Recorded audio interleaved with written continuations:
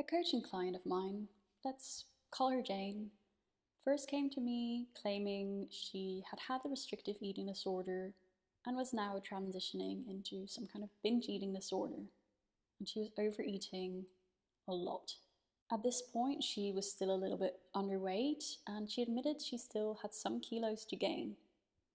However, she obviously didn't want to start binging. She wanted a normal, healthy relationship with her body and with food. She had let go of a lot of her food rules, but was still avoiding certain processed foods as well as sugar in general. When she came to me, she was desperate for help. And of course, we did the usual things like challenging the food rules she still held and challenging the thought patterns that were underlying these food rules. However, that in and of itself did not help. In fact, after a bit of time, she complained that the thought exercises brought more and more attention to these thoughts, making them almost as if stronger, creating a hyper focus on food and the associated thoughts and making her feel guilty for having these thoughts in the first place. So now, when she went out with friends or with family and was forced to eat ice cream or cookies or any other processed foods, she felt incredibly guilty. And then she felt guilty for feeling guilty because she knew she wanted to recover and guilt had no place at the table. Another big fear food of Jane's was peanut butter. When she reached out, she happily told me she'd recently bought herself a jar to challenge the ingrained thoughts, to challenge her fears, and she was horrified when she found herself eating the whole jar in one go.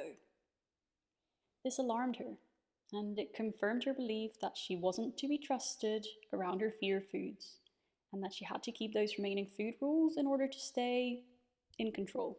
If she were to ever be fully free around food, surely she'd start binging more, she'd become overweight, and all of what to her seemed her biggest fears would come true. Throughout our work together, we defined her goals: to challenge her fear foods, to challenge her food rules, to reduce her feelings of guilt and shame, and to make peace with all foods. As I said, cognitive restructuring brought us some way along the way, but in the end, it wasn't that helpful anymore, and we needed to find a way to keep going, to keep pushing for progress. So we turned towards behavioral challenges and behavioral goals.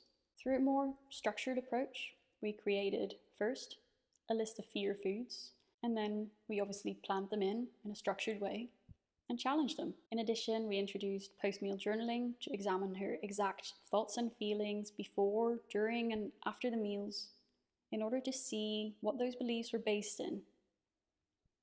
Again though, this drew a lot of attention initially to the thoughts, but this was a short-term necessary strategy. In addition to these two things, we ensured she kept a variety of foods in her loosely defined meal plan and in her house at all times, so that yes, there would be times when maybe she ate a bit too much of them, but she was able to challenge them regularly. She planned them in on purpose, so when she did eat them, she didn't feel guilty because she knew it was coming up and she knew it was necessary and she knew it was part of her plan. Because we created structure in her eating, she felt less out of control. Her food choices felt less chaotic. And on the whole, this sense of calm was exactly what she needed to take incredible steps to where she is today. Relearning to be okay with the foods that she'd considered off limits by challenging the foods and challenging the thoughts was scary, but it worked. It shifted her mindset from, I'm never going to be able to have these foods again, so I must have as much as I can right now, to I might have a bit now, or maybe I'll save it for later because I will always be able to have these foods. I'm not limited in any way. Initially, this was particularly hard, and Jane did find herself, once again, eating most of a jar of peanut butter in one go. She sat with the discomfort, did not guilt trip herself over it, and bought herself a new jar. For some time, she then did regularly eat peanut butter. Pretty much every single day, she planned it into her meal plan.